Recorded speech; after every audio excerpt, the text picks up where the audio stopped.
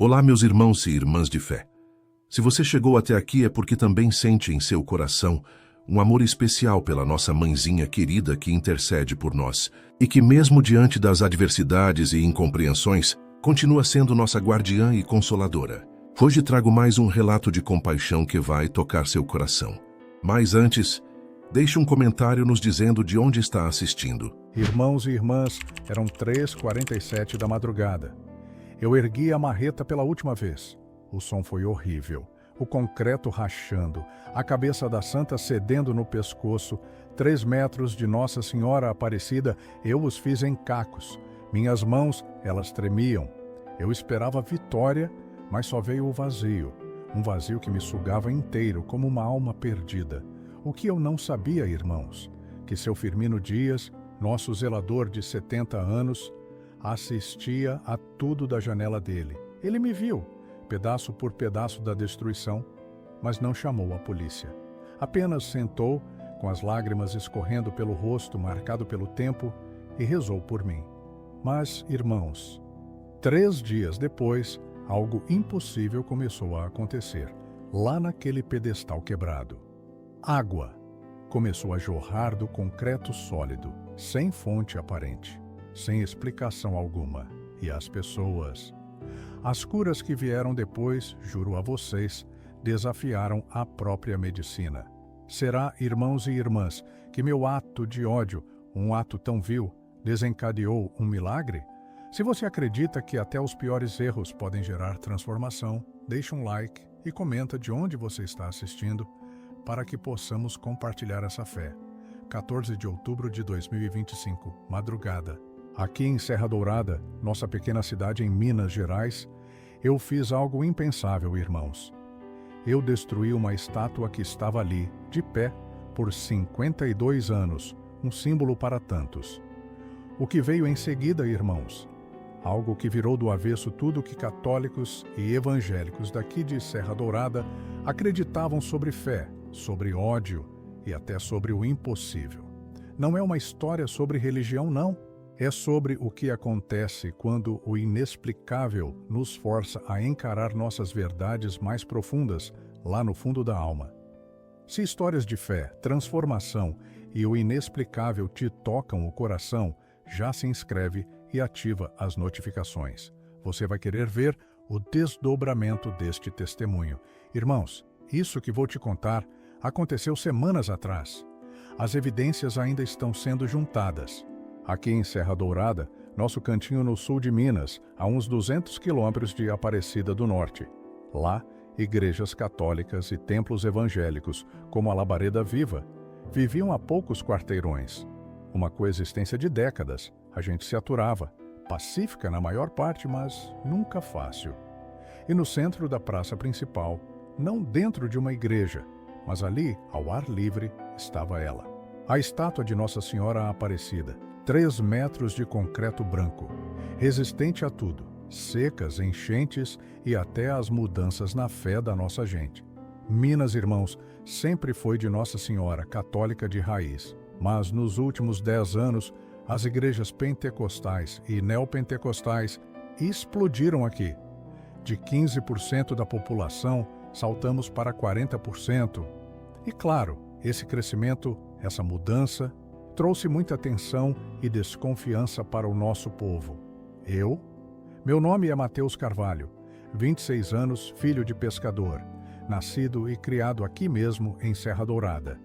E sim, irmãos e irmãs, fui eu quem destruí a estátua. Preciso te contar isso do começo, irmãos. Não para me justificar, porque não há justificativa alguma para o que fiz, mas para que você entenda como um jovem comum, criado numa família católica tradicional, chegou ao ponto de cometer um ato de ódio tão profundo que rasgou a fé de muitos. Cresci católico, claro, como a maioria daqui. Vovó me levava-no à missa todo domingo, sem falta. O terço em família, a primeira comunhão, a crisma, toda aquela tradição. A fé católica era parte de mim, irmãos, essencial como respirar, como o ar que entra nos pulmões. Mas aos 20, irmãos, tudo virou de pernas pro ar. Eu vivia um momento muito difícil, Perdi o emprego na fábrica de tecidos, lá em Itamonte. E meu pai, meses antes, um acidente terrível na pesca o levou de mim. Eu estava perdido, irmãos, cheio de raiva no peito. E a Igreja Católica da minha infância parecia não ter as respostas, o consolo que eu tanto buscava naquele abismo. Foi então, irmãos e irmãs, que o pastor Ismael Farias entrou na minha vida. A Igreja Pentecostal Labareda Viva abriu um templo novo na avenida principal, bem em frente à Praça da Estátua em Serra Dourada. Era impossível ignorar. Música alta, luzes vibrantes, cultos de horas com gente pulando, chorando, falando em línguas. Um dia, no auge do meu desespero, eu entrei. E ali, pela primeira vez em meses, senti algo. Emoção, energia, uma força. Um pastor jovem, carismático, falava com convicção absoluta sobre libertação, poder, vitória. Pastor Ismael, 42 anos, cabelo impecável, terno de grife, relógio caro. A voz dele? Uma autoridade que me hipnotizava. As pregações eram inflamadas, apaixonadas, definitivas, sem espaço para dúvidas. Tudo era preto ou branco, certo ou errado, Deus ou demônio. Me converti naquela noite. Jesus, meu único Salvador. 2 semanas depois, o batismo. Minha mãe chorou ao saber, não de alegria, mas de tristeza profunda. Para ela, uma traição à família, à memória do meu pai. Mas eu tinha certeza. Havia encontrado a verdade, a única verdade. E com essa certeza, veio algo mais, uma sombra. Algo que eu não percebi na hora, mas que se infiltrava, gota a gota, culto após culto. Um veneno, ódio. Pastor Ismael martelava na idolatria católica sem parar. Dizia que católicos adoravam estátuas, não a Deus. Rezar para Maria, uma ofensa ao Espírito Santo. A Igreja Católica, a prostituta do Apocalipse. Imagens de santos, demônios disfarçados. E eu absorvi tudo, cada palavra, cada acusação, cada condenação, ali estava na estátua. Aquela mesma da Praça Central, que eu via desde criança, onde minha avó rezava todas as manhãs, onde minha mãe acendia velas em cada dificuldade, mas já não era mais um símbolo de fé para mim. Era um ídolo, uma ofensa, algo que precisava desaparecer. A cidade fervilhava, irmãos, as tensões cresciam a olhos vistos. Pastor Ismael organizava cultos ao ar livre na praça, bem em frente à estátua. Alto-falantes potentes, com músicas evangélicas, faziam a cidade inteira vibrar. Ele pregava, usando a imagem como um exemplo visual claro do que chamava de idolatria. A comunidade católica, por sua vez, reagia com indignação. Padre Sebastião Vieira, nosso pároco de 62 anos, estava ali há 3 décadas e tentava manter a paz. Organizava procissões, falava de tolerância, mas muitos jovens católicos não queriam tolerância, queriam confronto. As brigas começaram, jovens católicos e evangélicos se enfrentando em festas, em bares, nas ruas. Famílias inteiras eram divididas por conversões. Casamentos acabavam, porque um cônjuge se convertia e o outro não. A cidade virava um barril de pólvora e eu me via radicalizado, sem sequer notar o quanto. Pastor Ismael Farias, então, começou a nos reunir em encontros fechados. Só os mais dedicados. Ele falava em guerra espiritual, em tomar a cidade para Cristo, em não temer o mal. Nunca mandou destruir a estátua, não diretamente. Mas a semente, irmãos e irmãs, a semente foi plantada. Ele lembrava de Josias, o rei que destruiu ídolos, de Moisés, que quebrou o bezerro de ouro. Dizia que servos de Deus não temiam a idolatria. Aquelas palavras se replicavam na minha cabeça, como um vírus. Comecei a ter sonhos vívidos sobre destruir a estátua. Acordava suando, o coração acelerado, sentindo que Deus me chamava para algo radical. Clara, minha esposa, percebeu a mudança. Eu estava mais distante, irritado. Passava horas lendo sites evangélicos sobre idolatria católica, assistindo a vídeos no YouTube de pregadores americanos falando sobre derrubar fortalezas espirituais. Nossas 2 filhas pequenas, Ana Júlia, de 6, e Maria Clara, de 4, perguntavam por que o papai não brincava mais. Porque estava sempre bravo. Mas eu estava convencido de ter uma missão divina. Na noite de 13 de outubro de 2025, minha decisão estava tomada. Não contei para ninguém.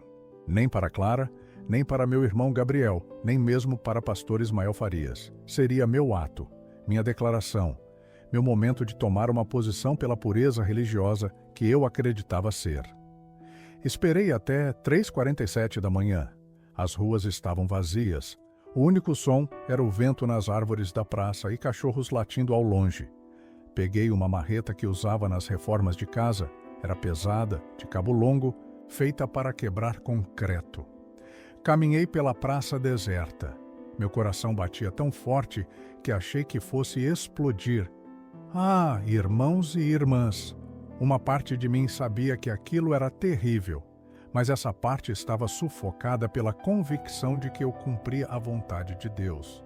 Parei diante dela, Nossa Senhora Aparecida, 3 metros de altura, branca e azul, mãos abertas, acolhedoras. A mesma expressão serena de sempre. Ergui a marreta e bati. O som foi horrível. Concreto rachando, estilhaços voando. O braço direito se desprendeu. Caiu. Bati de novo, e de novo, e de novo. A cabeça cedeu no pescoço, o manto rachou. As mãos, antes estendidas, agora em pedaços no chão. Eu não parei. Bati até que Nossa Senhora Aparecida fosse apenas fragmentos espalhados pela praça. Quando acabei, os braços doíam. As mãos tremiam pela vibração da marreta. O suor escorria no rosto, apesar da madrugada fria. Eu esperava vitória, um triunfo glorioso, mas só veio o vazio. Um vazio imenso, negro, sugando tudo dentro de mim. Eu não fazia ideia, irmãos e irmãs. Naquele momento de fúria, enquanto desfigurava na estátua, o velho seu Firmino Dias assistia a tudo. O zelador da Igreja Católica, com seus 70 anos e a artrite que lhe roubava o sono, estava lá. Sentado à janela de sua casa, ao lado da praça, com uma xícara de café, ele me viu destruir o símbolo pedaço por pedaço. O que ele fez depois foi o inesperado. Não chamou a polícia. Apenas sentou, lágrimas escorrendo pelo rosto enrugado, e rezou. Irmãos e irmãs, ao amanhecer, a cidade inteira já sabia. Aquele lugar onde eu fiz o estrago virou cena de crime, isolado com fita amarela. As autoridades da prefeitura e a polícia da nossa região, todo mundo convergiu para lá. Em poucas horas, equipes de TV de Belo Horizonte já estavam chegando. A destruição daquele símbolo católico na nossa cidade, que já estava inflamada por tantas brigas de religião, era a faísca ideal para botar fogo no estado. Diante dos destroços, o padre Sebastião Vieira discursou para a multidão. Sua voz parecia firme, mas quem o conhecia sentia o tremor que vinha lá do fundo. Ele pediu calma, oração, contenção. Violência respondida com violência só cria mais violência. Ele advertiu, mesmo com muitos católicos já falando em revanche, em pagar na mesma moeda. Enquanto isso, voltei para casa, as mãos doendo, latejando pelas vibrações da marreta. Esperava sentir-me triunfante, irmãos, mas um estranho vazio me invadia. A Clara notou na hora. Ela me conhecia, sabia dos meus humores, de como minha mandíbula entregava o problema. "O que você fez, Mateus?" Ela perguntou baixinho. Quando contei, o rosto dela ficou branco, o sangue sumiu. Irmãos, ao meio-dia de 14 de outubro, meu nome explodiu nos noticiários de Minas Gerais. Tudo foi capturado por uma câmera de segurança de uma padaria ali do lado. As imagens, analisadas e ampliadas, tornavam meu rosto inegavelmente reconhecível. Vizinhos começavam a apontar. A polícia emitiu um mandado de prisão por vandalismo de propriedade religiosa e incitação ao ódio religioso, crimes com penas pesadas. Eu tinha 2 opções: me entregar ou fugir. Meus ditos contatos lá na igreja silenciaram. Destruir uma estátua não era, afinal, uma bandeira para a associação pública. Eu estava sozinho, irmãos. O Gabriel, meu irmão mais novo, de 24 anos, me encontrou primeiro.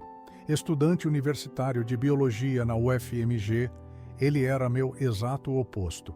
Gabriel cultivava amizades católicas, participava de encontros para conversar sobre as religiões, convicto de que o futuro da nossa Minas repousava na cooperação, na união e não na divisão.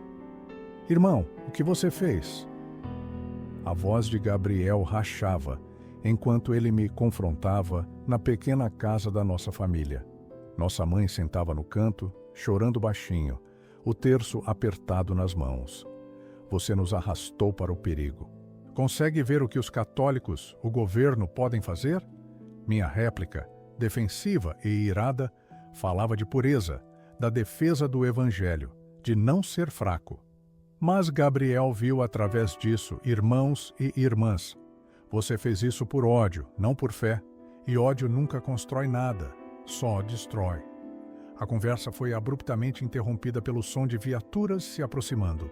O pânico, enfim, rompeu minha fachada desafiadora enquanto olhava para ele. Numa fração de segundo, Gabriel tomou uma decisão que mudaria tudo. A janela dos fundos. Vai, agora. Eu ganho tempo. Escapei pelos becos estreitos da cidade, o coração em disparada. Atrás de mim, Gabriel falava à polícia com calma, mentindo sobre minha ausência. Uma mentira que custaria sua reputação, mas ele a proferiu. Por 3 dias, me escondi num galpão abandonado de processamento de pescado, nos arredores de Serra Dourada. Sem telefone, destruído para evitar rastreamento. Com pouca comida recolhida na fuga, tive um tempo imenso para pensar.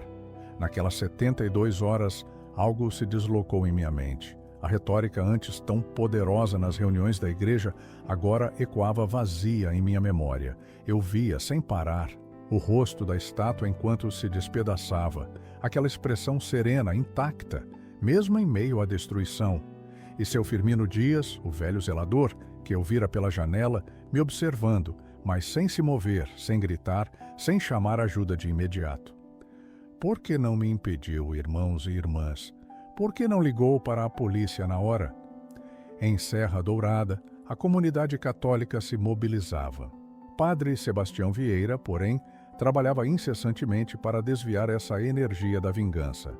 Organizou vigílias de oração no local da estátua e reuniu-se com líderes comunitários, incluindo o pastor Jonas Costa, um pastor batista de 58 anos, dedicado ao diálogo interreligioso em Minas Gerais. Ele garantiu que minhas ações não seriam vistas como representativas de toda a população evangélica. Ao lado do padre Sebastião, numa coletiva de imprensa em 16 de outubro, pastor Jonas denunciou o ato. Este feito, declarou, não representa o verdadeiro evangelho. Ele ensina respeito por todas as pessoas de fé.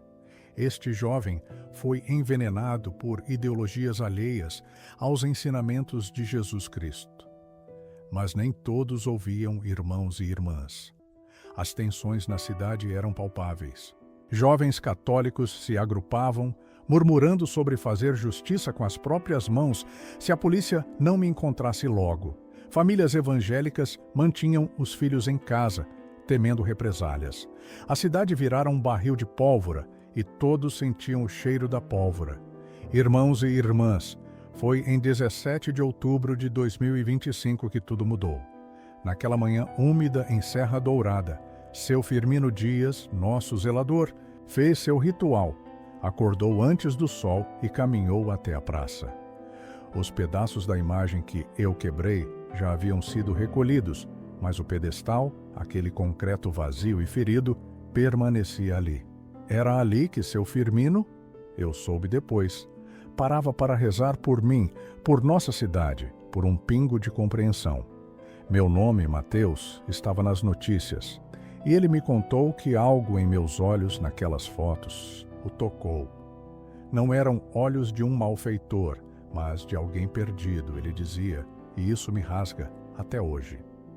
Às 6h23, enquanto o sol mal despontava sobre as montanhas mineiras, seu Firmino parou, o coração aos saltos. No pedestal vazio, onde antes só havia concreto rachado e poeira, estava ali, água.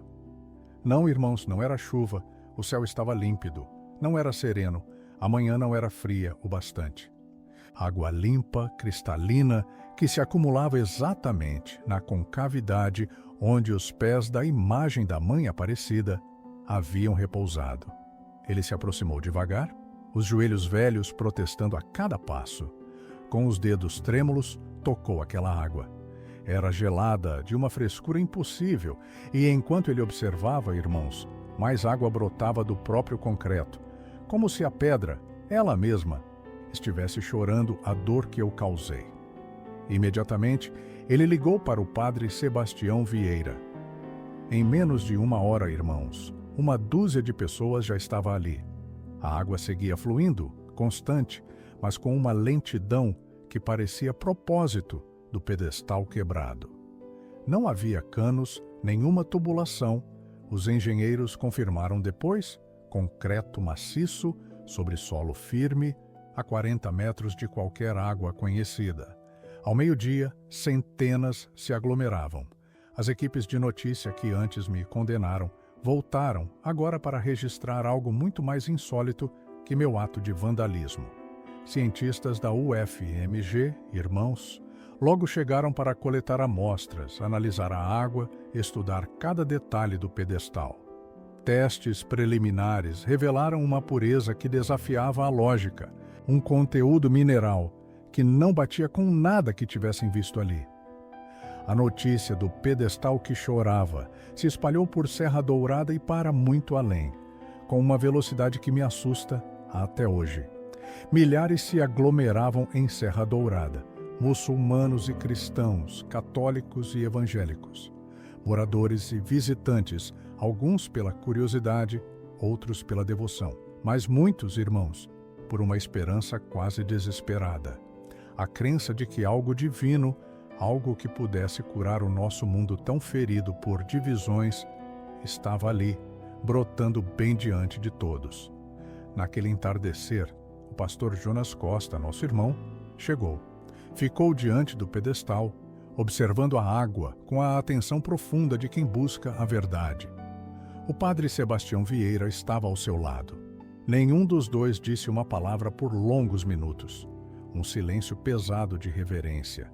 Então, em voz baixa, o pastor Jonas falou: "O Evangelho nos ensina que Deus envia sinais para aqueles com olhos para ver. Não vou fingir que entendo tudo isso, mas não posso ignorar, irmãos." O padre Sebastião assentiu, a testa vincada. "Talvez, meu irmão, este não seja um sinal para uma fé em particular. Talvez seja para todos nós um lembrete doloroso e urgente de que estamos destruindo o sagrado e a própria criação está chorando por isso." Irmãos e irmãs, escondido na multidão, observando à distância, estava eu. Havia arriscado retornar à cidade, atraído pelas notícias do que acontecia no pedestal. Vestia uma jaqueta emprestada, o capuz cobrindo parte do meu rosto. Enquanto contemplava a água fluindo do pedestal quebrado, o pedestal que eu tinha quebrado, algo dentro de mim começou a ceder. Não foi uma conversão súbita ou uma iluminação dramática. Foi mais sutil, porém muito mais profundo. A dura constatação de que cometi um ato de violência contra algo que representava paz para tantas pessoas. Parecia que o próprio universo respondia. Naquela noite, o sono me escapou no meu esconderijo. Minha mente revisitava a água, as palavras do pastor Jonas Costa sobre sinais.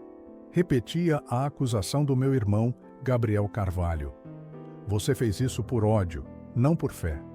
A distinção, de repente, parecia vital.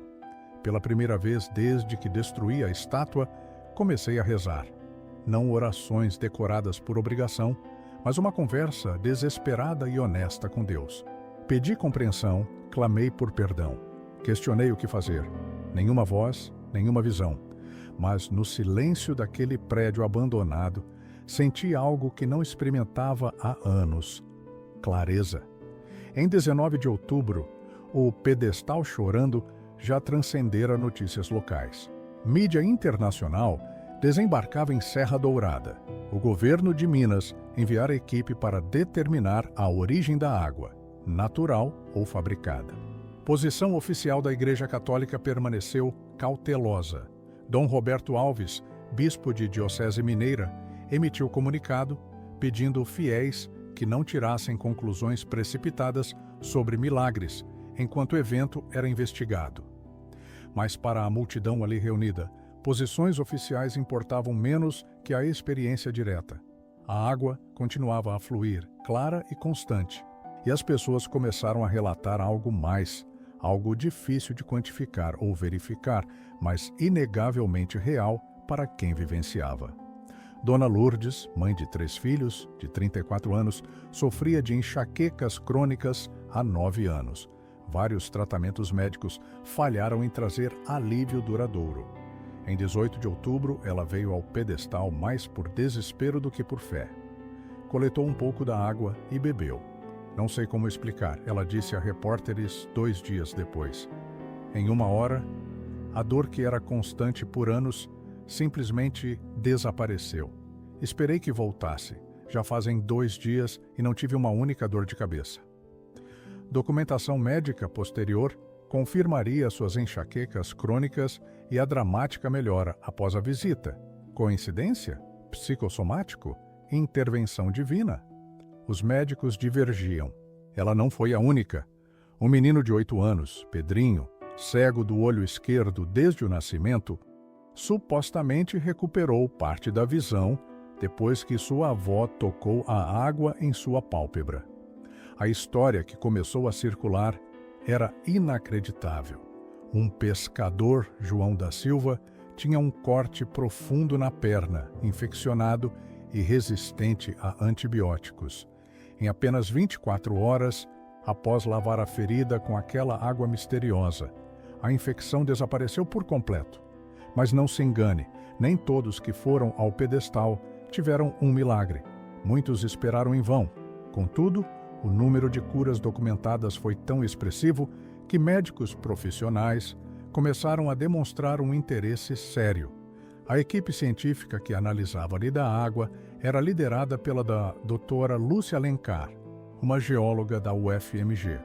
Seu relatório preliminar, divulgado em 21 de outubro, revelou descobertas totalmente desconcertantes. A água jorrava do pedestal a uma taxa constante de aproximadamente 5 litros por hora. Não havia fonte identificável. Nada de nascente subterrânea, cano quebrado ou reservatório oculto.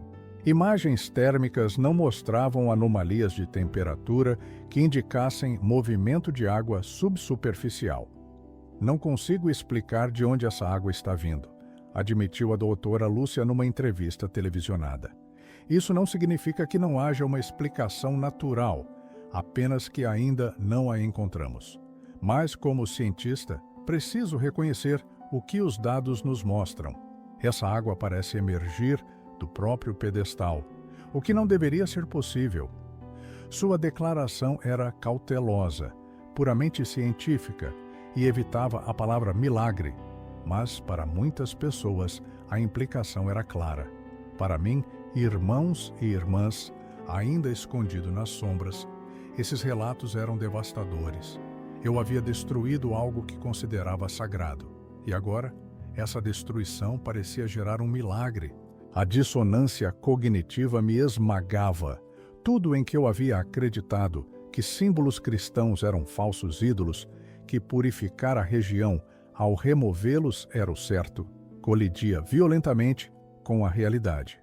Remover este símbolo em particular havia de alguma forma desencadeado algo inexplicável. Gabriel, meu irmão, procurava por mim havia dias. Deixou recados com amigos em comum. Vasculhou todos os nossos antigos esconderijos de infância. Finalmente, na noite de 21 de outubro, ele me encontrou no galpão abandonado de processamento de pescado. Sentamos juntos na escuridão, ouvindo o som distante das ondas contra as docas. Gabriel não fez sermão, nem acusou. Ele simplesmente disse: "Irmão, você precisa ver o pedestal. Precisa ver o que está acontecendo." Balancei a cabeça. "Não posso. Se eu for lá, vão me prender." "Talvez seja o que precisa acontecer", Gabriel respondeu gentilmente. "Talvez enfrentar o que você fez seja o único caminho adiante." Naquela noite, permaneci acordado, imerso na escuridão, lutando contra uma decisão que me aterrorizava. Entregar-me significava prisão, vergonha pública, minhas filhas pequenas crescendo com um pai criminoso. Mas continuar escondido significava viver como fugitivo, jamais poder voltar à minha vida, carregar o peso do que tinha feito sem nunca confrontá-lo. Ao amanhecer de 22 de outubro, minha decisão estava tomada. Irmãos e irmãs, às 7h15 daquela manhã, eu entrei na delegacia de Serra Dourada e me entreguei. Os policiais de plantão ficaram atônitos. "Eu destruí a estátua", sussurrei. "Estou aqui para aceitar responsabilidade pelo que fiz." Em poucas horas, a notícia se espalhou por toda parte. O homem que havia destruído a estátua de Nossa Senhora Aparecida tinha se entregado exatamente quando o pedestal exibia fenômenos inexplicáveis. O timing parecia quase orquestrado. Foi processado, acusado e mantido sob custódia, aguardando o julgamento. Mas antes que pudesse ser transferido para a instalação de detenção regional, Padre Sebastião Vieira fez um pedido inusitado. Queria me encontrar. A polícia hesitava. Havia receios sobre a segurança, o potencial de violência, a própria natureza explosiva de colocar vítima e agressor frente a frente. Mas Padre Sebastião era irredutível. "Preciso olhar este jovem nos olhos", ele decretou. "Preciso entender o porquê." Assim, em 23 de outubro, o encontro foi agendado, uma sala austera na delegacia. Oficiais em prontidão do lado de fora. De um lado da mesa, eu. Do outro, Padre Sebastião. Um silêncio denso preencheu o ar. Demorou a ser quebrado. Finalmente, Padre Sebastião cortou o vazio. "Por que você fez isso?" Sua voz não era de raiva, mas de uma curiosidade genuína. As palavras simplesmente sumiram para mim. Aquela ideologia tão ensaiada e certa antes, agora me parecia vazia, embaraçosa até. Eu acreditei que estava defendendo minha fé, confessei por fim. A estátua, para mim, era um insulto ao Evangelho, um símbolo que precisava ser removido. Padre Sebastião assentiu devagar. "E agora?" ele perguntou, "depois de tudo. O que você acredita agora?" Meus olhos se encheram de lágrimas, as primeiras que derramei desde a destruição. "Não sei no que acreditar", admiti. "Destruí algo sagrado para o seu povo e agora algo impossível está acontecendo. Não entendo nada disso." Padre Sebastião se inclinou. "Posso te dizer o que eu acredito que está acontecendo?" perguntou. "Acredito que, quando você quebrou aquela estátua, você quebrou algo dentro de si mesmo. E acredito que o que está fluindo daquele pedestal quebrado é um convite para a cura, não apenas para você, mas para todos nós, irmãos e irmãs." "Como você pode não me odiar?" perguntei, minha voz falhando. "Destruí algo precioso para você." "Por que o ódio destruiria algo precioso em mim?" Padre Sebastião respondeu com simplicidade. "A estátua pode ser reconstruída, mas se eu permitir que o ódio crie raízes no meu coração, essa é uma destruição que ninguém pode reparar, exceto eu." Irmãos e irmãs, a conversa com o Padre Sebastião Vieira durou quase 1 hora. Falamos sem rodeios sobre a fé que eu sentia ter perdido e o medo que me consumia, sobre as ideologias que separam nossas comunidades e, acreditem, as experiências simples que, no fundo, nos unem. Eu abri meu coração ao Padre, contando sobre as reuniões secretas que acenderam o fogo do ódio em minha mente e sobre o vazio aterrador que me preencheu depois de tudo. E o Padre, em sua própria vulnerabilidade, também se abriu. Ele me contou da raiva que o invadiu ao ver a imagem de Nossa Senhora Aparecida em ruínas. da tentação de querer vingança, da dificuldade imensa de falar de paz, enquanto seu rebanho pedia por justiça. Era como um peso no peito dele. Eu podia sentir. Ambos estamos tentando fazer o que é certo, disse o padre Sebastião Vieira, com um olhar que me penetrou. A diferença é que tivemos ideias muito diferentes sobre o que certo significa. Quando o encontro acabou, ele fez algo que, eu sei, chocou os policiais que nos observavam. Me abraçou. Foi um abraço rápido, um pouco desajeitado, mas real. Um padre, irmãos e irmãs, abraçando o homem que destruiu a imagem sagrada de sua paróquia. Naquele instante, eu juro, senti que algo mudou no ar daquela delegacia, no ar de Serra Dourada. A notícia desse abraço se espalhou como fogo. Alguns católicos, eu soube, ficaram indignados. Como o padre ousava mostrar compaixão a alguém como eu? Mas alguns evangélicos, para minha surpresa, ficaram comovidos. Viram ali um verdadeiro líder cristão encarnando a misericórdia que o evangelho tanto prega. A cidade de Serra Dourada ainda estava dividida, sim, mas eu podia sentir que a forma como se falava sobre o ocorrido tinha se transformado. Naquela mesma noite, irmãos, recebi outra visita. Seu Firmino Dias, o velho zelador, aquele que tinha testemunhado minha loucura naquela madrugada, veio me ver na custódia. Ele, que foi a única pessoa que poderia ter me parado. Poderia ter chamado a polícia, evitado que toda aquela cascata de dor e eventos acontecesse. Por que o senhor não me impediu? Eu perguntei, com um nó na garganta. O senhor me viu naquela noite. Por que não ligou para a polícia? Seu Firmino Dias sorriu e aquelas rugas em seu rosto se aprofundaram com a sabedoria dos anos. Porque eu vi algo em você, meu filho, que você mesmo ainda não via. Vi um jovem cheio de dor, tão machucado por dentro que estava destruindo algo por fora. E eu sabia, Mateus, que ligar para tirar a polícia não curaria essa ferida. Somente a graça poderia fazer isso. Graça, repeti para mim mesmo. Uma palavra tão grande, um conceito teológico que, na minha radicalização, eu mal conhecia ou havia esquecido. Perdão não merecido. Era isso. Seu Firmino Dias, irmãos e irmãs, então me explicou uma verdade que ressoou no mais fundo da minha alma. Amor dado não porque é merecido, Mateus, mas porque é necessário.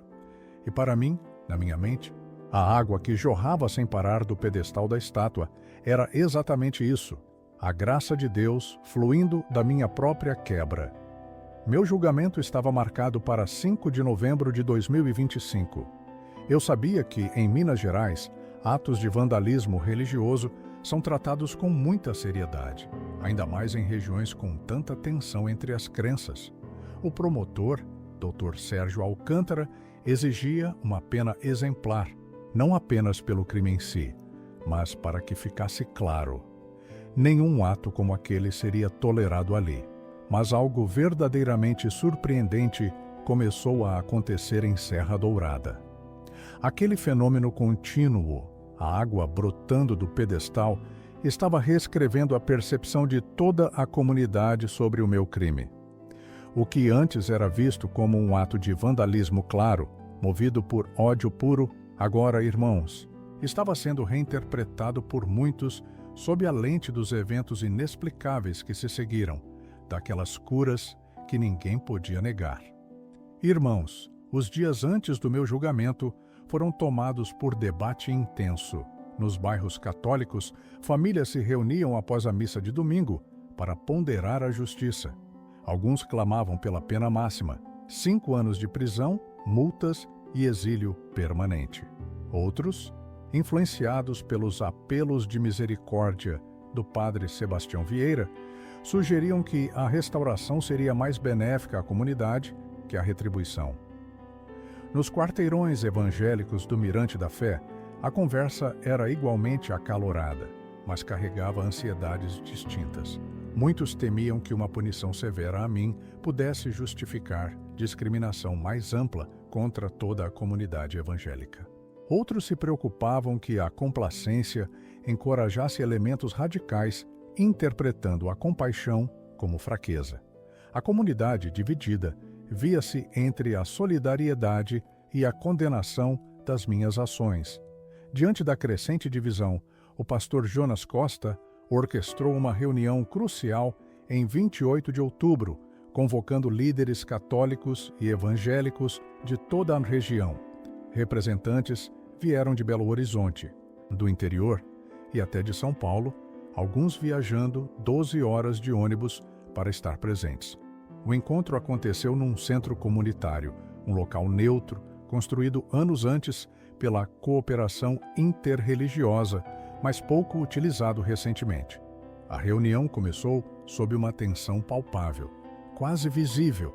Dom Roberto Alves, bispo de uma diocese mineira, quebrou o silêncio com um reconhecimento franco da dor sentida pela comunidade católica. Ele explicou que a estátua era muito mais que concreto e tinta, era um símbolo de fé que, por gerações, confortou, um marco onde crianças brincavam, idosas rezavam seus terços e a comunidade celebrava seus festivais. O pastor Ricardo Soares, um líder evangélico de Belo Horizonte, respondeu com a mesma franqueza. Reconheceu que o que eu havia feito estava errado, mas também abordou a radicalização de jovens evangélicos marginalizados. Descreveu como grupos extremistas financiados exploravam queixas legítimas de pobreza, discriminação e exclusão política.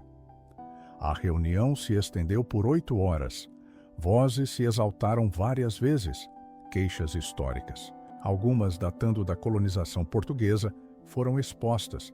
Todos os ressentimentos acumulados transbordaram naquela sala, mas também surgiu algo mais profundo, um esgotamento compartilhado com a violência e um anseio coletivo para que seus filhos herdassem a paz, não o conflito. Por volta da 6ª, um silêncio diferente preencheu o ar. Irmã Benigna, uma freira enfermeira de 80 anos que por 5 décadas administrou uma clínica médica em áreas predominantemente evangélicas, se levantou. Sua voz, suave mas límpida, narrou uma história, a de um pescador evangélico que salvou a vida dela numa tempestade, arriscando-se em águas violentas para resgatá-la de um barco virado. Ele não perguntou a que Deus eu rezava antes de arriscar a vida pela minha, ela disse. Talvez devêssemos lembrar que somos vizinhos antes de sermos católicos ou evangélicos. Irmãos, a sala mergulhou num silêncio profundo e transformador. Então, o pastor Jonas Costa se levantou e propôs algo radical, uma declaração conjunta. Líderes católicos e evangélicos unidos, pedindo não só justiça para o meu caso, mas um programa abrangente contra a radicalização de jovens de todas as fés. Ela reconheceria as preocupações católicas com o vandalismo religioso e as inquietações evangélicas sobre discriminação e marginalização. Foram horas de rascunhos e debates, até um documento que admitia a gravidade do meu crime e a necessidade de consequências. Mas pedia algo mais. Irmãos, elementos restaurativos, serviço comunitário, diálogo interreligioso e a reconstrução do que eu mesmo destruí. Um consenso notável surgiu, irmãos. Não unânime, claro. Décadas de conflito não se resolvem assim, mas algo ainda mais importante nasceu dali, um relacionamento de trabalho. Líderes antes separados agora se conectavam, irmãos. Na coletiva de imprensa final, o pastor Jonas Costa, ao lado de Dom Roberto Alves, fez uma declaração forte que me marcou. Este jovem cometeu um crime sério e deve enfrentar a justiça. Mas precisamos nos questionar o que criou as condições para que um jovem sentisse que destruir uma estátua era um ato de devoção religiosa. Falhamos com ele e com nossas comunidades. O padre Sebastião Vieira, ali perto, ecoou. A água que jorra daquele pedestal quebrado nos faz uma pergunta, irmãos. Escolheremos ser quebrados ou abertos? Quebrados, ele explicou, é fraturar em campos hostis, cada um convicto de sua própria retidão. Abertos significa permitir que este evento doloroso nos leve a um novo entendimento. A coletiva foi transmitida por Minas Gerais e captada por agências internacionais, irmãos. A imagem desses líderes católicos e evangélicos juntos, pedindo justiça e misericórdia, virou uma contranarrativa poderosa às histórias comuns de conflito religioso. No início de novembro, as curas documentadas no pedestal já somavam dezenas, irmãos. Os médicos estavam divididos. Alguns insistiam em explicações naturais, ainda não descobertas. Outros admitiam, francamente, casos nesta nossa complexa região religiosa. Ela tinha visto a violência de perto, ouvido atrocidades, sentenciado aqueles que dilaceraram comunidades. Sua fama era de justiça temperada, de quem protege o delicado tecido social. Depois das formalidades, a promotoria começou a apresentar seu caso. Irmãos e irmãs, o promotor líder, Dr. Sérgio Alcântara, foi minucioso e metódico. Ele exibiu filmagens de segurança da minha ação, testemunhos que me identificaram e a documentação dos 52 anos da estátua como um amado marco comunitário. Chamou Dona Maria, paroquiana, que por 2 décadas mantivera flores na base. Ela chorou. Descreveu o significado do monumento, as orações pelo marido moribundo de câncer, as lições de fé aos netos. Um testemunho poderoso e doloroso. Em seguida, Dr. Alcântara ampliou o contexto. A ascensão de ideologias extremistas na região, o ataque a símbolos cristãos, a urgência de uma mensagem clara sobre consequências severas. Pleiteou 5 anos de prisão, multas substanciais e proibição permanente de entrada em Serra Dourada após a libertação. Isso não foi um lapso momentâneo, declarou. Foi um ato premeditado de ódio religioso, executado na calada da noite, com intenção de intimidar e aterrorizar a comunidade católica. O réu trouxe arma. Escolheu o momento cuidadosamente, sabia exatamente o que estava fazendo. Este crime exige responsabilização. A sala silenciou com o fim da promotoria. A evidência era esmagadora. Ninguém contestava meu ato. Mas, com a defesa, a narrativa mudou. Doutora Carolina Mendes, advogada de direitos humanos de Belo Horizonte, que assumira meu caso pro bono, levantou-se. Sua declaração de abertura, meritíssima. A defesa não disputa os fatos do que ocorreu. Ela começou. Sim, Mateus Carvalho destruiu a estátua. Um ato deliberado, um crime inegável. Todos reconhecemos. Mas este tribunal, mais do que punir, deve definir qual justiça serve à comunidade. Para essa decisão, a história completa desde aquela noite precisa ser ouvida. Doutora Carolina chamou a primeira testemunha. Padre Sebastião Vieira. Um burburinho percorreu a sala. Muitos esperavam que o padre testemunhasse pela promotoria, clamando justiça pela profanação de sua paróquia. Sua aparição como defesa foi para muitos um choque. Juramentado, Padre Sebastião sentou-se. Doutora Carolina se aproximou. Padre, por favor, conte ao tribunal sobre a estátua destruída. A voz do padre, firme, mas emotiva, preencheu a sala. Aquela estátua, por 52 anos, dominou nossa praça central, erguida em 1973 pelas famílias de pescadores que sobreviveram às terríveis enchentes. Um tributo de gratidão, um lembrete da salvação. Por gerações, foi o ponto focal da fé comunitária. E como o Senhor se sentiu ao saber da destruição? Devastado. Luto, raiva, violação. Meu primeiro instinto foi vingança. Mas algo mudou. Sim, o padre prosseguiu. Algo extraordinário começou a acontecer. Ele descreveu a água que brotou do pedestal quebrado. As investigações científicas, sem fonte natural, as curas documentadas, a transformação nas relações, os diálogos interreligiosos que floresceram. Irmãos e irmãs, eu também passei tempo com Mateus Carvalho. Padre Sebastião Vieira continuou. Olhei em seus olhos e vi um remorso genuíno, Ouvi sua história e entendi como um jovem pode ser envenenado por ideologias, a ponto de a destruição parecer sagrada. Testemunhei o início de uma jornada de transformação que ainda está em curso. Objeção meritíssima, interrompeu o Dr. Sérgio Alcântara, o promotor. A testemunha opina sobre assuntos fora de sua expertise. O arrependimento do réu não é relevante para a culpa. Deferido, sentenciou a juíza Valéria Dantas. A testemunha limitará o depoimento aos fatos observados. Mas o impacto, para o bem ou para o mal, já estava feito. O tribunal ouvira uma voz clamando por misericórdia. No contra-interrogatório, Dr. Sérgio Alcântara pressionou.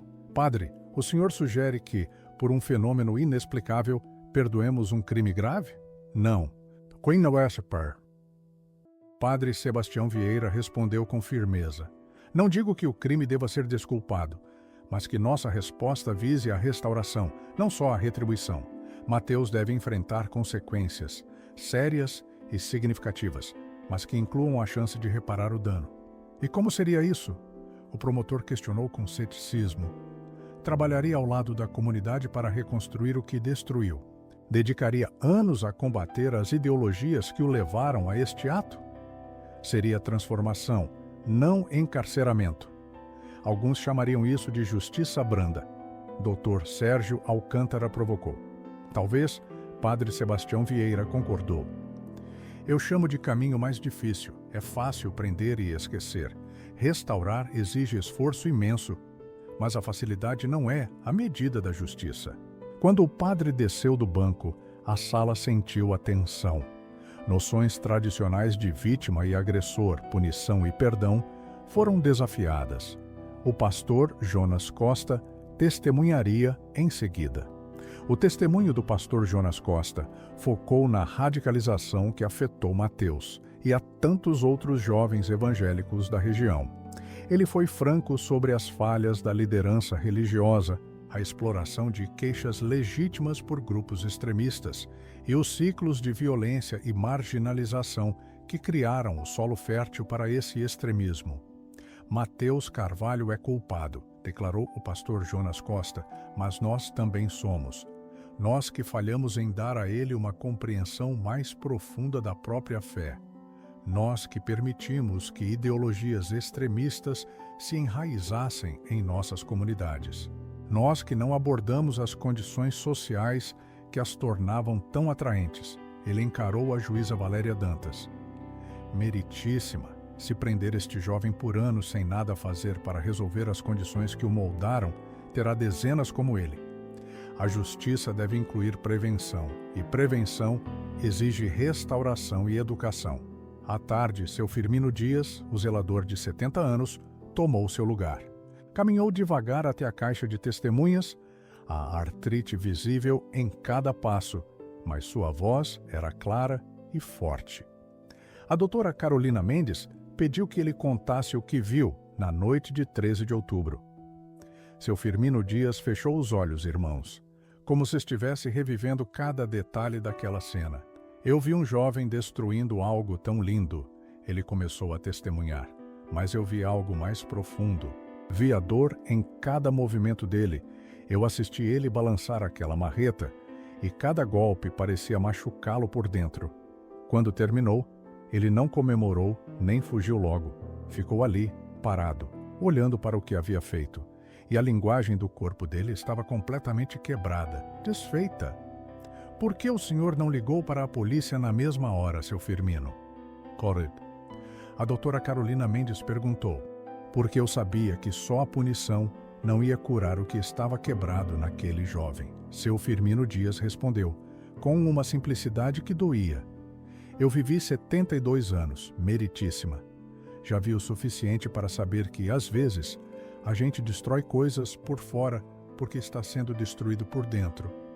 E eu sabia que o que ele precisava não era mais destruição, nem mesmo a de uma prisão. O que ele precisava, de verdade, era graça. O Dr. Sérgio Alcântara, o promotor, foi afiado no contra-interrogatório, irmãos. Senhor Dias, não é verdade que sua decisão de não ligar imediatamente para a polícia permitiu que o réu fugisse da captura por mais de uma semana? Sim, seu Firmino Dias admitiu com a voz serena. E não é possível que, durante aquela semana, ele poderia ter cometido outros atos de vandalismo ou até violência?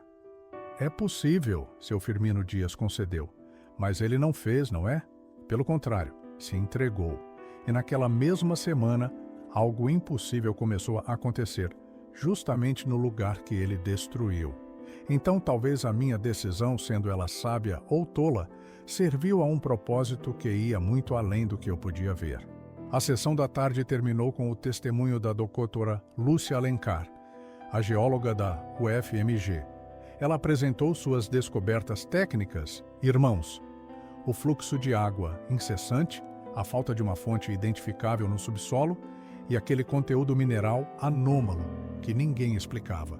Cuidadosa com toda a sua ciência, ela não usou a palavra milagre, mas os dados que ela mostrava falavam por si só, diziam tudo. Finalmente, meus irmãos e irmãs, foi a minha vez de tomar o banco dos réus. A sala do tribunal ficou num silêncio profundo quando fui juramentado.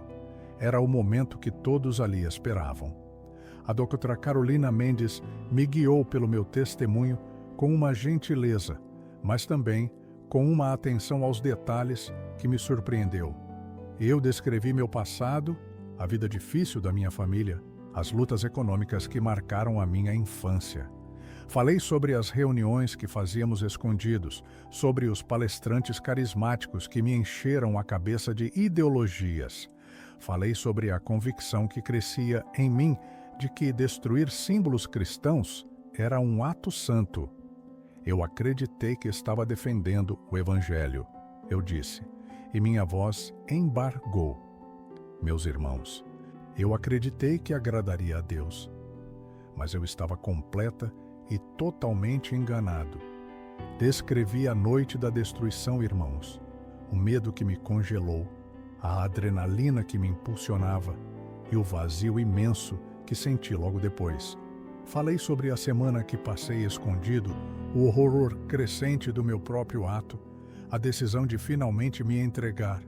E então, olhando para os rostos de todos ali na sala do tribunal, revelei o que havia acontecido desde o dia em que destruí algo que era sagrado. Não apenas sagrado para os católicos, eu disse, mas sagrado para a própria ideia de que podemos viver juntos em paz. Eu peguei a marreta e com ela, irmãos, desferi um golpe contra minha própria esperança. As lágrimas, naquele momento, escorriam sem freios. Mas, de forma inexplicável, aquele lugar em ruínas começou a produzir o impossível, água brotando de concreto sólido, curas que a ciência não consegue explicar. Católicos e evangélicos, irmãos, dialogando de um jeito que não faziam há anos. Eu não consigo compreender, não mereço. Mesmo assim, quero dedicar o resto da minha vida, irmãos, a reparar o que quebrei.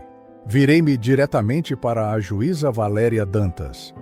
Meritíssima, irmãos, sou culpado e mereço a punição.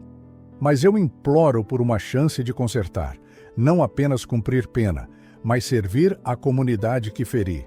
Permita-me passar anos reconstruindo o que destruí, a imagem de Nossa Senhora Aparecida e a confiança. Deixe-me ser prova viva de que a transformação é real, que o ódio pode virar entendimento. Isso sim seria justiça.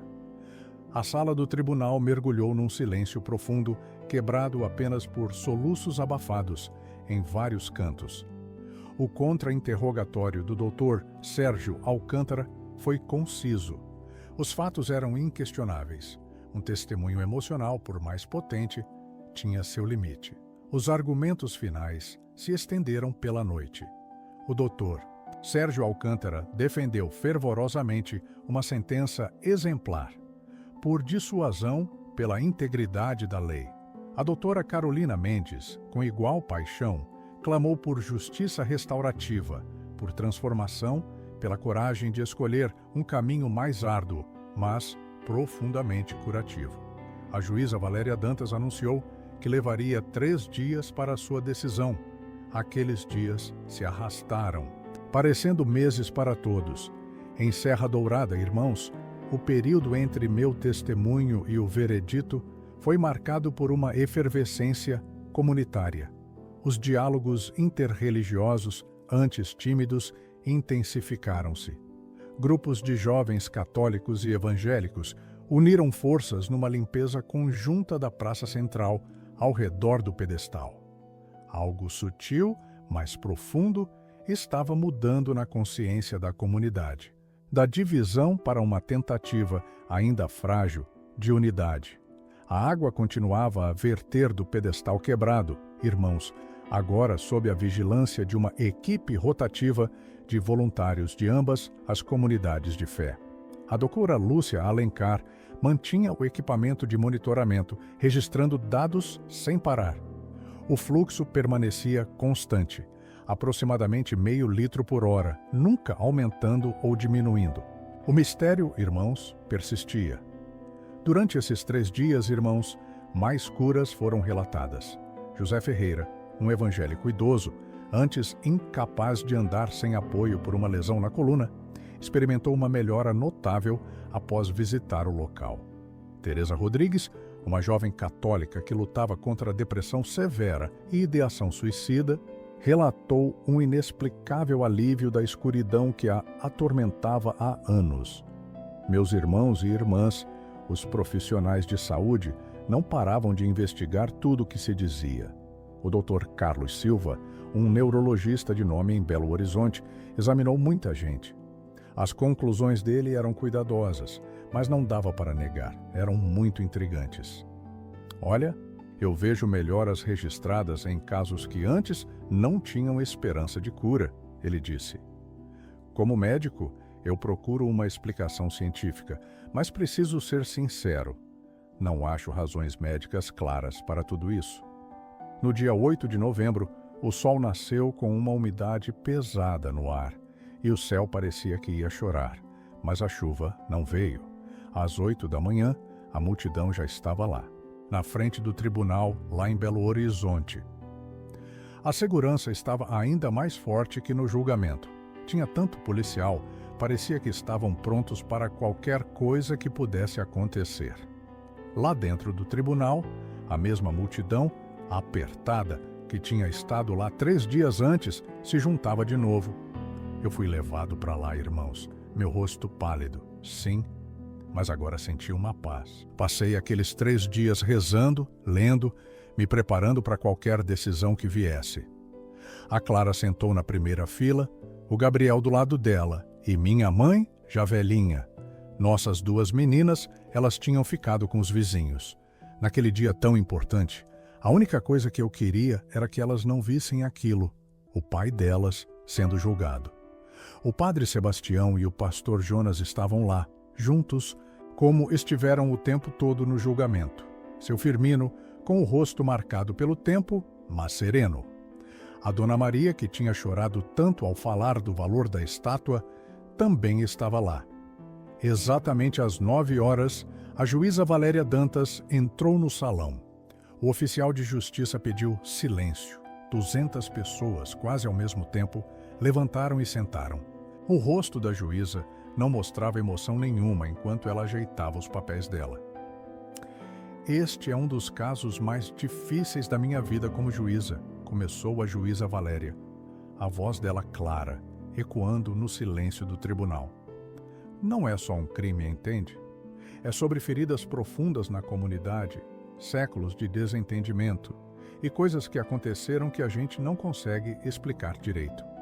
O olhar dela parou em mim, irmãos. O tribunal considera Mateus Carvalho culpado de destruir um bem religioso e de causar briga entre as religiões. As palavras tão pesadas ecoaram ali, culpado. Meus ombros caíram um pouquinho, mas eu não desviei o olhar dela. No entanto, a juíza Valéria continuou: este tribunal tem que olhar não só para o crime, mas também para o que estava por trás e para tudo de diferente que aconteceu depois. Nós ouvimos histórias de coisas inexplicáveis onde a estátua foi quebrada, Ouvimos das pessoas que mais foram feridas por isso um pedido de perdão e não de vingança. E vimos provas do arrependimento verdadeiro do réu e o começo de uma mudança nele. Ela fez uma pausa, deixando aquelas palavras entrarem na gente. A lei nos dá regras para a sentença, mas também me permite, como juíza, olhar para situações únicas. E este, sem dúvida, é um caso único. A juíza Valéria Dantas, então, proferiu a sentença, falando devagar e claramente, para que cada palavra pudesse ser registrada e lembrada. Mateus Carvalho, você é sentenciado a 6 meses de custódia, dos quais já cumpriu 4 meses e 1 semana. Cumprirá 7 semanas adicionais, após as quais será liberado. Um murmúrio ondulou pelo tribunal. Eu via rostos mostrando alívio e outros, raiva, pelo que parecia leniência, mas a juíza Valéria Dantas continuou, elevando a voz ligeiramente. Sua sentença não termina com sua liberação. Você é, por meio deste, sentenciado a 1.500 horas de serviço comunitário obrigatório, a serem cumpridas ao longo dos próximos 3 anos.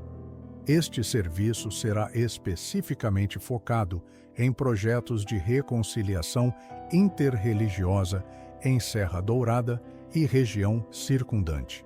Ela olhou diretamente para mim. Você trabalhará com líderes comunitários católicos e evangélicos para abordar a radicalização de jovens. Falará em escolas, igrejas e templos sobre os perigos da ideologia extremista. Compartilhará sua história como um conto de advertência. Adicionalmente, disse a juíza Valéria Dantas, você participará diretamente da reconstrução da estátua que destruiu.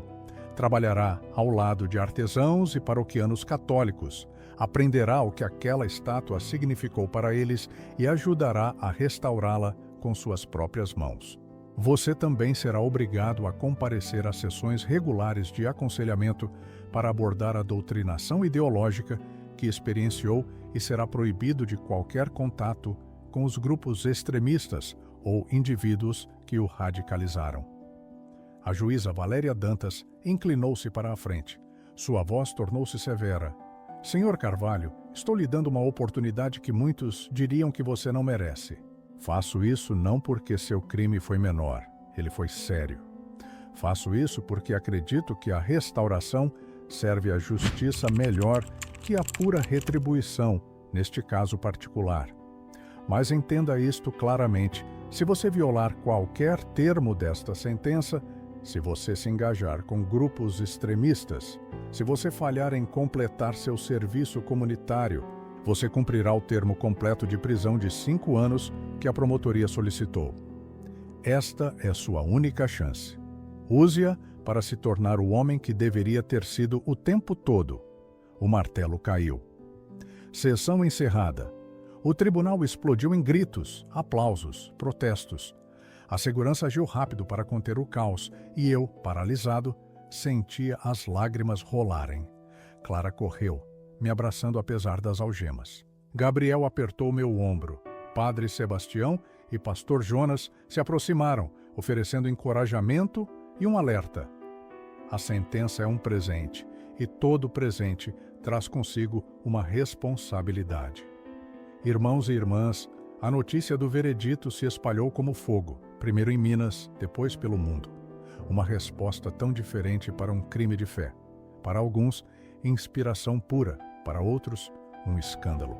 Mas naquela noite, irmãos e irmãs, algo que desafiava qualquer explicação ia acontecer em Serra Dourada. O povo da cidade já sabia do veredito desde a tarde. Quando o sol começou a se despedir, centenas já estavam lá, ao redor do pedestal. Católicos e evangélicos, gente daqui e de fora, curiosos e de coração aberto à fé. Por volta das 7:30 da noite, com aquele sol mineiro se deitando nas montanhas, algo impressionante aconteceu. A água do pedestal, que já pingava de repente, irmãos, disparou. Em poucos segundos, de um fiozinho, virou uma torrente de verdade. A base transbordou, formando uma poça de 1 metro com uns 15 centímetros de profundidade. e os aparelhos da doutora Lúcia Alencar, coitada, registraram tudo na mesma hora, os sensores dela gritando com aquele pico sem explicação. E foi ali, naquela poça que o sol dourava, que as pessoas começaram a ver algo. Os relatos, irmãos e irmãs, eram diferentes nos detalhes, mas o essencial era o mesmo. Alguns juravam que viam o rosto de Nossa Senhora aparecida na água, mesmo que o céu já estivesse escuro. Outros sentiram uma presença tão feminina, de uma paz que tomava a alma. Alguns viram uma luz pura, sem explicação, brotando daquela água. A doutora Lúcia, que os aparelhos já tinham avisado, já estava lá. Ela tirou fotos da poça com todo tipo de câmera, digital, filme, térmica. Mas, sabe, a análise depois mostrou algo muito curioso. As câmeras pegaram só a água e o céu. Aquilo que dezenas de pessoas viram, irmãos, simplesmente não apareceu em nenhuma foto. Eu mesmo, irmãos, com minhas próprias câmeras, tirei dezenas de fotos. Eu vi apenas água. A doutora Lúcia testemunharia para a igreja depois. Mas ao meu redor, pessoas caíam de joelhos, choravam, rezavam com uma fé que doía. Elas viam algo que eu não via, talvez com olhos que vão além do que é físico. Católicos e evangélicos, juntos ali de joelhos. O pastor Jonas, depois de saber do fluxo, descreveu aquela vivência como algo impossível de descrever. Não foi uma imagem cristã específica, ele esclareceu. O que eu senti foi uma presença que vai muito além das nossas doutrinas, um lembrete vivo de que o sagrado é muito maior do que qualquer esforço nosso de tentar prendê-lo ou defini-lo. Ao lado dele, o padre Sebastião relatou o mesmo, mas de outro jeito. Eu vi o rosto que amei a vida toda, o rosto da Virgem Maria, mas eu entendi naquele instante que essa visão era filtrada pela minha própria fé. Um evangélico veria de um jeito diferente, mas sentiria a mesma verdade, a mesma essência. O divino fala com cada um de nós na língua que podemos entender, irmãos. Essa visão, ou essa presença bendita, durou uns 15 minutos, irmãos, e tão rápido quanto veio, a água voltou ao seu ritmo normal. A poça ficou ali, refletindo só aquele céu que escurecia, mas a multidão. A multidão ficou por horas e horas, alguns rezando sem parar, outros apenas em um silêncio que parecia abraçar o mundo, reverente, de uma forma que só quem vive entende. Irmãos e irmãs, algo de outro mundo tinha acontecido. Um evento que seria falado por anos e anos, mas que nenhum de nós esqueceria, jamais. No dia 10 de novembro, às 8 da manhã, eu fui libertado. Minha primeira atitude como um homem livre, antes mesmo de abraçar minha família, foi correr para aquele pedestal. Irmãos e irmãs, a notícia da minha chegada já tinha corrido como fogo em Serra Dourada. Uma pequena multidão se ajuntou, alguns para as boas-vindas, outros para me espiar, querendo ver se a minha mudança era de verdade. Em frente ao pedestal eu parei, demorado. Meus olhos fixaram na água. Incessante, ela brotava daquele concreto que minhas próprias mãos tinham despedaçado. Padre Sebastião se achegou, parando bem do meu lado. Um silêncio pesado nos envolveu por longos minutos. Eu quebrei isso. A minha voz saiu baixinha, um mero sopro quebrando o sossego. Você quebrou? Padre Sebastião, com um aceno, confirmou. E de algum jeito misterioso, a graça brota dessa quebra. Um mistério que a gente ainda tenta entender. Ajoelhei-me perto da poça que se formava na base do pedestal. Irmãos e irmãs. Meus dedos tremeram ao tocar aquela água. Meu rosto, uma mistura de espanto e aflição. Eu não entendo nada disso, confessei ao padre, sentindo a voz embargada. Nem eu, ele admitiu com toda a honestidade. Mas talvez seja exatamente isso. As verdades mais profundas, às vezes, fogem do nosso entender. Eu posso mesmo ajudar a erguer de novo a imagem? Perguntei. Padre Sebastião assentiu, irmãos. É exatamente isso que você vai fazer. mas não sozinho.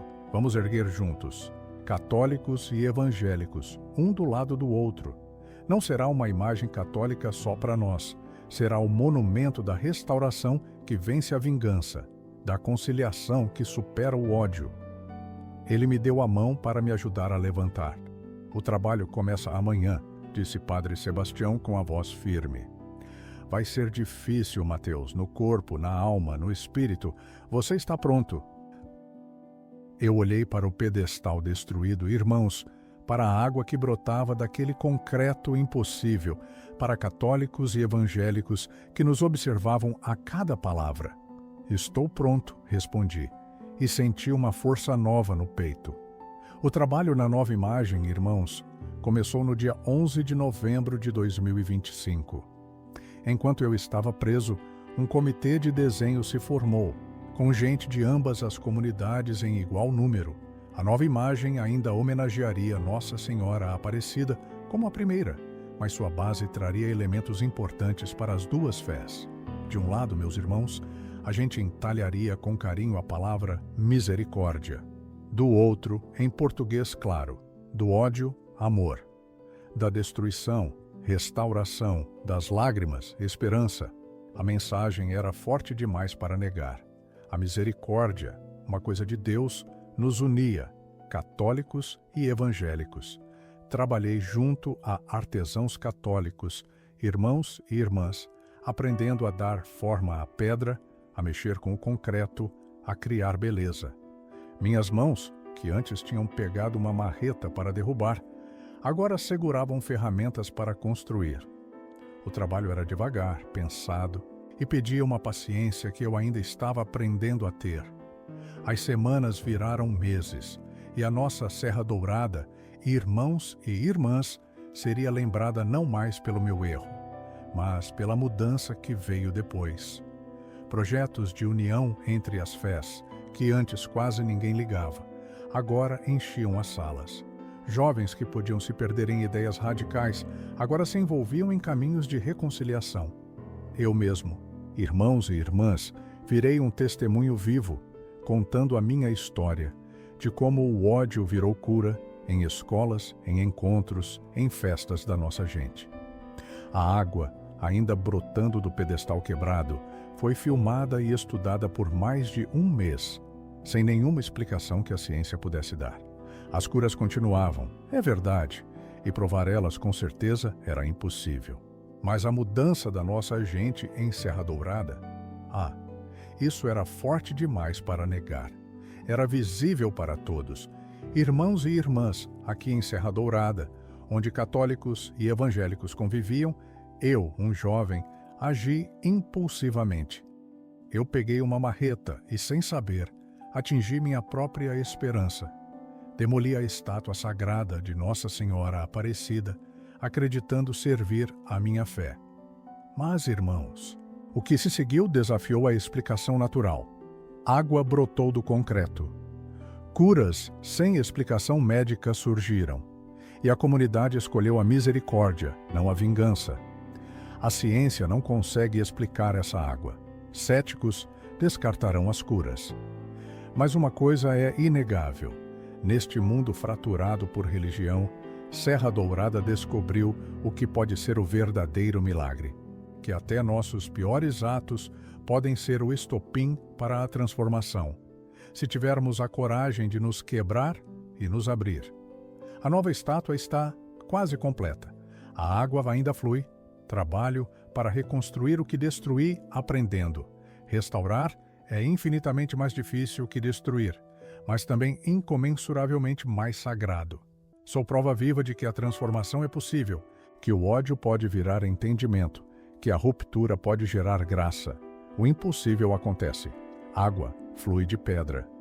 Inimigos se tornam vizinhos. A misericórdia prova ser mais forte que o julgamento. E nas ruínas do que destruímos, algo novo e inesperado cresce. Esta história levanta uma questão simples, mas profunda. Diante do ódio e da divisão, escolheremos vingança ou restauração. Serra Dourada escolheu a restauração. Essa resposta é escrita diariamente lá, em Minas, e talvez, se estivermos atentos, em nossas próprias vidas também. Irmãos e irmãs, vocês já vivenciaram uma promessa esquecida ou um sinal no caminho? Contem pra gente nos comentários. Quero rezar por vocês. E se esta história tocou seu coração, escreva. Água da Pedra, o milagre que transformou uma cidade. Quero ver quantos corações esta história realmente alcançou.